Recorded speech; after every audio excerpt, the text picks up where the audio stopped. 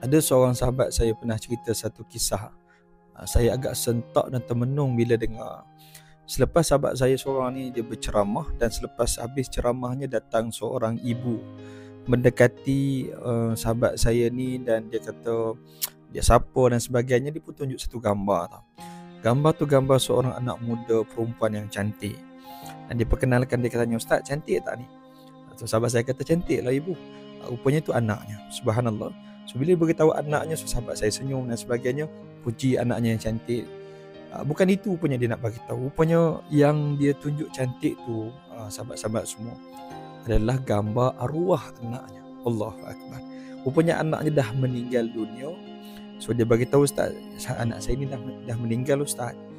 Dan ada satu benda yang sangat menyebabkan mak dia ni rasa tersangkut, tuan-tuan. Tak lepas ni dekat dada ni. Rupanya arwah anaknya ada buat satu akaun TikTok. Dan dia tunjuk akaun TikTok ni dekat sahabat saya ni. Masya Allah, dikatakan dalam TikTok ni konten anaknya tak menepati apa yang agama suka. So anak dia banyak berjoget, mungkin anak dia tunjuk aurat dan sebagainya. Sebagai seorang wanita, dia buat perkara yang mungkin melampaui batas sebagai seorang wanita yang Muslim dan beriman kepada Allah. So maknya rasa sedih sangat dengan apa yang arwah anaknya tinggalkan dekat media sosial. So apa mak ni buat? Masya Allah, nak bagi tahu hati seorang mak. Anak dah tak ada pun masih fikir dekat anaknya. Subhanallah. Mak ni sahabat saya cerita, dia kata, "Ustaz, boleh tak bantu saya Ustaz?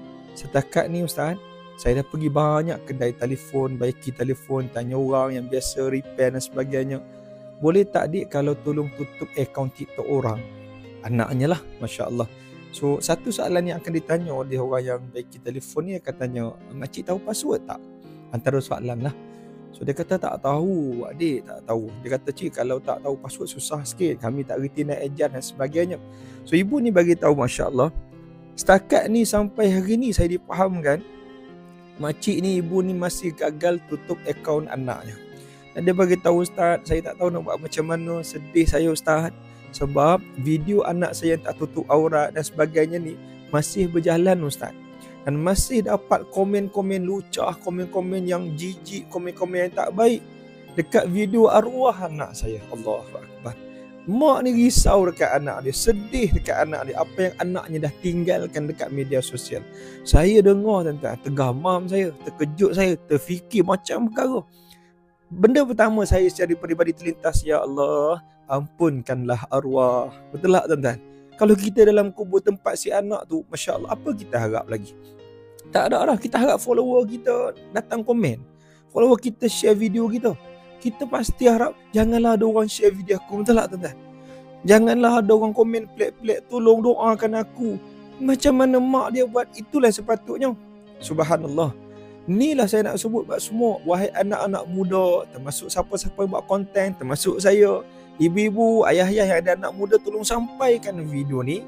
Termasuk yang tak muda pun, sama je kita semua akan ditanya oleh Allah. Hati-hati buat konten. Kalau saya buat konten, saya buka aurat ke, saya cakap maki-maki orang ke, contoh, malam ni saya mati, betul tak? Video kita akan tetap bergerak. Sama ada kita tutup akaun, kalau cerita tadi tak dapat tutup akaun, lagilah parah kita. Kalau kita tutup akaun sekalipun, mungkin ada orang yang dah download video kita, ada orang yang dah share dalam grup-grup lain. Subhanallah, ini dah kita panggil pahala berjalan ataupun dosa berjalan. Adik-adik, maaf Ustaz sebut, jangan tunjuk aurat dalam TikTok. Jangan joget tunjuk bentuk badan orang perempuan, yang lelaki pun sama. Jangan. Ini akaun akhirat kita ni. Kalau kita mati, benda ni akan jadi menyusahkan kita ataupun bantu kita masuk syurga.